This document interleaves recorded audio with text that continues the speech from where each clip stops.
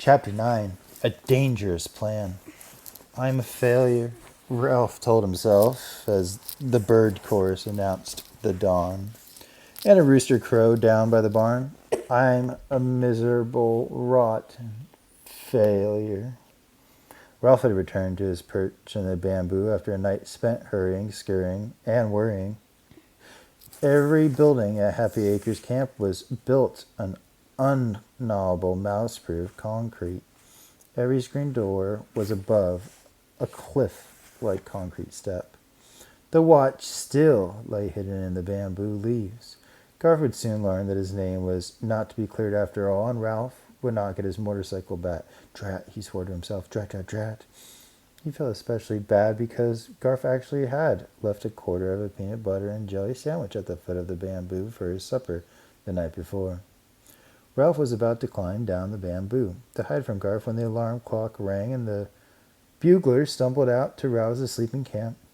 Campers washed their faces at wash basins outside their lodges, and then, before they went to breakfast, the girls carried their sleeping bags out to air. Some draped their unzipped bags on fences. Others, including Karen, spread theirs on the grass in the sun in the girls' area. Why, here's my chance after all, thought Ralph in wonder as a plan, simple but dangerous, sprang into his mind. After noticing that Katso was sitting expectantly by the kitchen door waiting to be fed, Ralph leaped to the ground and found the watch under the bamboo leaves. Seizing it by the buckle on the leather strap, he began the labor of dragging the watch towards Karen's sleeping bag. The watch was heavier than Ralph had remembered. He pulled and strained and managed to tug it across the gritty path to the craft shop and into the shelter of the grass. The watch slid more easily through the grass, and Ralph soon learned to choose the smoothest way, avoiding clods of dirt and prickly weeds.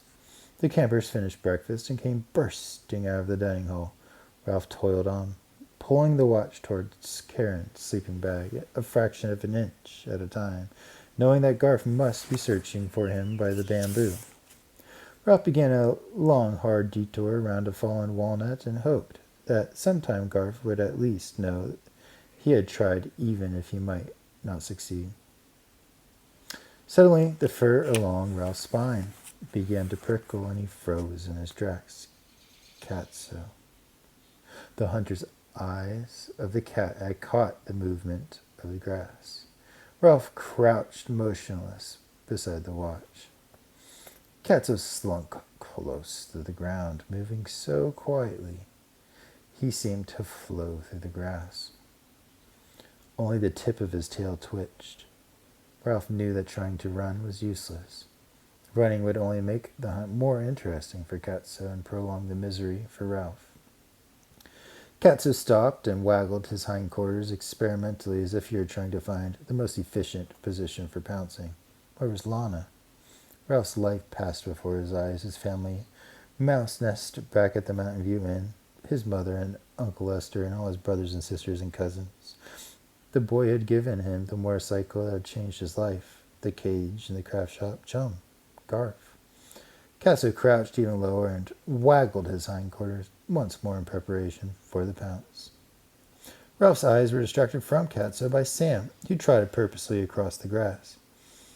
If one doesn't get me, the other will, thought Ralph, as he tried to shrink even smaller beside the watch. Surely a dog would not want to crunch a watch between his teeth. Sam growled deep in his throat. Distracted, Katso stopped waggling and glared at Sam. Get me in trouble, will you? Growled Sam to the cat. Katso stood up, arched his back, and appeared to double in size. See here, Sam, he hissed. I'm supposed to exterminate pesky mice. Not this one, growled Sam, advancing. He belongs here, and you got me in trouble by letting him escape. Is that so? Katsu hissed back as he swiped at Sam's nose with an evil-clawed paw. What about me? I'm unjustly accused of eating him. And what are you up to now? Demanded Sam, and with that question he snapped at Katsu, who turned his back and with his tail proudly erect stalked off toward the craft shop before he suddenly remembered he had not washed lately. While Katsu sat grooming his toes, Sam eyed Ralph with interest. You're a busy little fellow, he remarked, not unkindly. First a motorcycle, now a wristwatch. He thought a moment before he said, Say, where'd you get that watch? You didn't happen to steal it, did you? No, you couldn't. You're too little. That's right, I'm too little, agreed Ralph. But Katso stole it, and I'm trying to return it to its rightful owner. He told Sam the whole story, explaining why Garf could not return the watch. Sam glanced at Katso and growled, but Katso merely paused and washing his left hind foot to look disdainfully at Sam, who then said to Ralph, You're pretty little to be pulling that watch over this rough ground. Maybe I can help you out. Here, let me take it for you. Ralph trembled to see that great snout coming close. He crept away from the watch and stared, fascinated as Sam delicately picked up the leather strap in his teeth and trotted over to Karen's sleeping bag where he dropped the watch on the flannel lining. Ralph crept closer. Thank you, Sam, he said, genuinely grateful to the big dog. It was all in the line of duty, said Sam. Still, one thing bothers me. Boys don't come into the girls' area, but couldn't a boy throw a watch over here? A boy could stand on the other side of the fence and toss a watch onto a sleeping bag. I'm not sure Garf's name will be cleared when Karen finds the watch. I never thought of that, admitted Ralph. But give me a little time and I can take care of it. He scurried over to the watch and began to gnaw a hole in the fabric of the sleeping bag. Garf might be able to throw a watch, but he couldn't gnaw a hole. Sam settled himself with his nose on his paws to guard Ralph. Ralph used his sharp teeth so efficiently that he soon had a hole in the dry and tasteless lining. He waded into the Dacron stuffing, dragging the watch behind him. You all right in there? Asked Sam. Of course I'm all right, answered Ralph, shoving the Dacron aside to make room for the watch. The Dacron was softer than the most finely shredded Kleenex. It was softer than nylon stockings or pillow feathers or any other soft thing Ralph had experienced at the inn. I'd better be on my way, said Sam. I still have the barn to inspect. Ralph popped his head out of the hole in the sleeping bag. Thanks a lot, Sam, he said. You saved my life. I really mean it. The watch band still protruded from the hole, so Ralph crawled back inside and tugged some more until he was sure it was safely out of sight. There. When Karen climbed into her sleeping bag that night, she was sure to feel a lump, to investigate, and discover a missing watch in a place where Garf could not have hidden it. The Dacron was deliciously soft, and Ralph was tired after a sleepless night. I've got to get out of here before rest time, he told himself, but part of him answered, Go on, take a short nap, only a minute or two. Rest time is a long way off, and you need some sleep. The Dacron was soft and cozy. The sounds of the camp were muffled, and Ralph was tired. The next thing Ralph knew, the sleeping bag was moving. He heard the swishing sound of a long zipper being closed and felt himself being lifted. Then a screen door slammed, a sleeping bag was set down, and a pair of hands smoothed it. Drat, thought Ralph. Now I've done it. He heard the muffled sound of boots being thrown on the floor. The cot beneath him heaved, and a sudden weight seemed to flatten Ralph, even though he was cushioned by Dacron. Ralph could not help himself. He squeaked. The weight pressing on him was removed instantly. The springs bounced. 2 feet hit the floor, and Ralph heard Karen's muffled voice say, That's funny. I'm sure I heard a squeak. That's your spring, silly, said another girl. No, said Karen. It was more like a mouse, and it was right under me. Quiet, girls. It's rest time, said the counselor. I better get out of here, thought Ralph, crawling out of his Dacron nest and in between the 2 layers of flannel lining. As he started toward what he hoped was the open end, he heard the swishing sound of the zipper. The top of the sleeping bag was thrown back, and Ralph was exposed for all to see. Eek! Squealed Karen. It is a mouse, and he isn't even squashed. Ralph leaped to the floor and was aware of a double row of girls staring at him from their bunks. He darted toward an overturned riding boot, realized that he would be trapped inside, and darted the other way without knowing where he was going.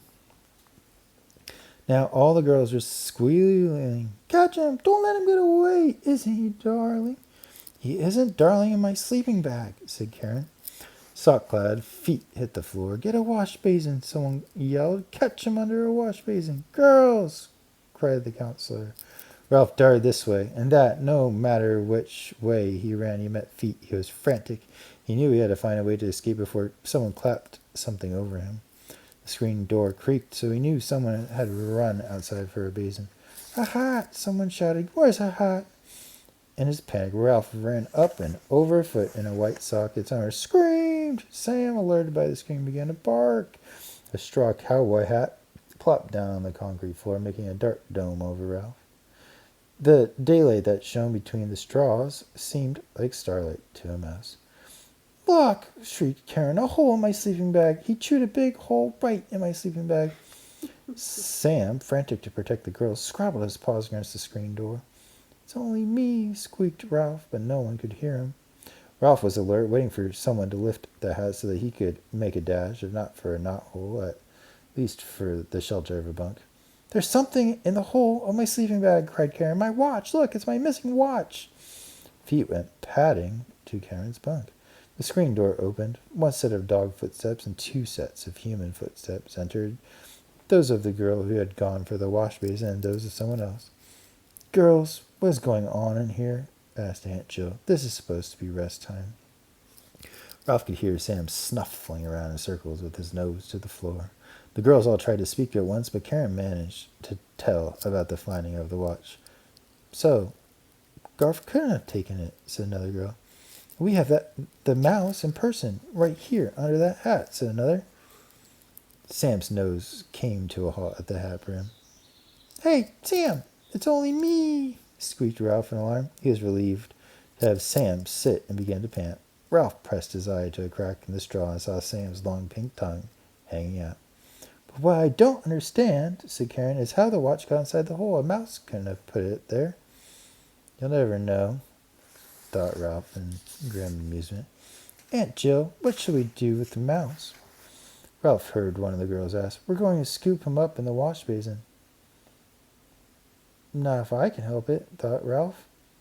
Why don't we give it to Garf? Suggested Aunt Jill. I'm sure he misses his mouse. I know his feelings were hurt because some people thought he had taken the watch. Good idea, agreed Karen. Well, thought Ralph, that takes care of a lot of things.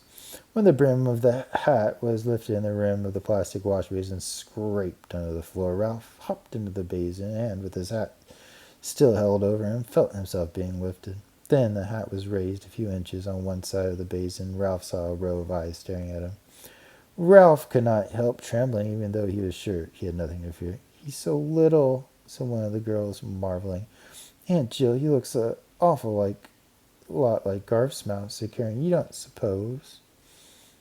One mouse looks pretty much like another, said Aunt Jill briskly. Now, girls, back to your bunks. I'll take the mouse to Garf.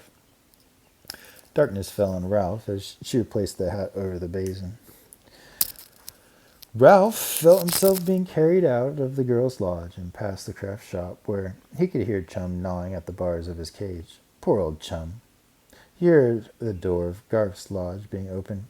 Garf, whispered Aunt Jill. Wake up, I have something for you.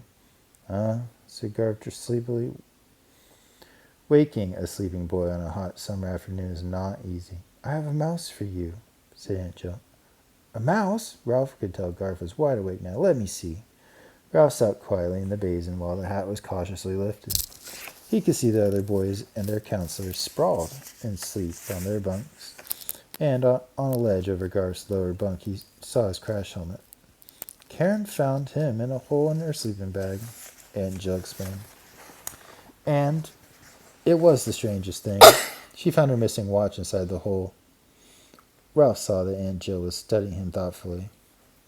No kidding, exclaimed Garf, forgetting to keep his voice down. Yes, whispered Aunt Jill, and the girls thought you might like to have the mouse. I sure would, whispered Garf. I think we can bend the cage back into shape, said Aunt Jill. Can I keep him here in the basin? Asked Garf. He might escape, said Aunt Jill, but he's your mouse. She smiled and slipped quietly out of the lodge. You did it, whispered Garf. Sure I did, said Ralph, but do I have to sit here in this basin? Of course not, answered Garf, holding out his hand. Ralph leaped into Garf's palm, and Garf gently moved his hand down close to his pocket, and there, as he hoped, was his motorcycle. In the warm and cozy darkness, he ran his paws over the handlebars, the plastic seat, the wheels, the exhaust pipe. The motorcycle was intact, and it was his once more. He had earned it. Ralph popped back out of the pocket. You aren't going to make me go back into that cage, are you? He asked. Not if you promise not to run away. I'm taking you back to the inn tomorrow, remember? You haven't forgotten your promise about the motorcycle, have you? Asked Ralph, just to be sure. Nope, answered Garf. I won't run away, promised Ralph, but there's one more thing. Before you leave camp, do you suppose you could give Chum a piece of wood to gnaw so he won't have to gnaw his cage to keep his teeth worn down? Why, sure, whispered Garf, right after rest time. That need taken care of made Ralph feel better about Chum alone in the craft shop. He was about to climb back into the pocket when Garf whispered, Do me a favor, will you? Let me see you ride the motorcycle before everybody wakes up. Sure. Ralph was happy to agree to this request. Gently, Garf lifted Ralph and the motorcycle to the floor. Then he handed down the crash helmet while Ralph set it on his head and secured by snapping the rubber band under his chin. Expertly, he grasped the handle grips, threw his leg over the plastic seat, and taking care to keep his tail out of the spokes, inhaled. Ralph took off across the concrete floor, while Garf leaned over the edge of his bunk to watch. Ralph bent low over his handlebars and increased his speed. Filled with the joy and excitement of speed, he rode in a figure eight around Garf's cowboy boots, which were lying on the floor. Garf's counselor moved in his sleep, and Ralph shot out of sight under Garf's bunk until the counselor lay still. He ran until he was breathless, and then he coasted to a stop in front of Garf, where he sat panting with his crash helmet pushed back on his head. Boy, whispered Garf, was that ever great? Ralph silently agreed. I sure wish I could do that. Ralph picked up Ralph and the motorcycle and put them gently in his pocket. After all the excitement of the morning, Ralph was ready for a nap, but first he popped his head out of Garf's pocket. Thanks, friend, he said. And, by the way, don't roll over on me during rest time. Don't worry, whispered Garf. I'll get you back to the inn in one piece, and your motorcycle, too.